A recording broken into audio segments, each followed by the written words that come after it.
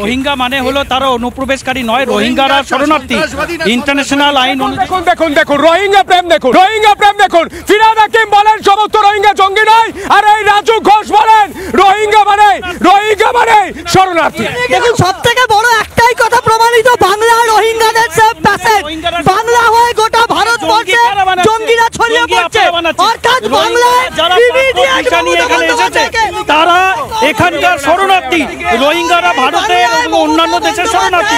রোহিঙ্গা প্রেম স্পষ্ট, পাকিস্তান মনে করে রোহিঙ্গা শরণার্থী, ভারত মনে করে ইন্টারন্যাশনাল আইন। এটা মুখোশ খুলে যায়। মমতা বন্দ্যোপাধ্যায় লাভলি খাতুনকে পঞ্চায়েতের প্রধান করেন, তিনি বাংলাদেশ থেকে কয়েক মাস আগে আসেন। রত্না বিশ্বাস মমতা বন্দ্যোপাধ্যায়ের খুব কাছের নেত্রী, দাঁড়িয়ে বলেন বাংলাদেশিদের আমরা ভোটার কার্ড দেব। ফিরহাদ হাকিম বলেন সব রোহিঙ্গা জঙ্গি নয়।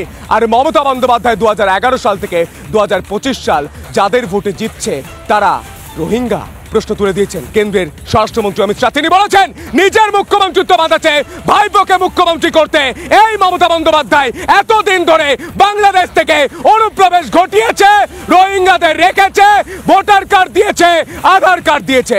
আর এই বাংলার ছেলে বাংলার স্বার্থে তাই প্রশ্ন করলো বুকচি দিয়ে চোখে চোখ রেখে, এ বাংলায় মমতা বন্দ্যোপাধ্যায় করছেটাকে, বাংলা জুড়ে হচ্ছেটাকে।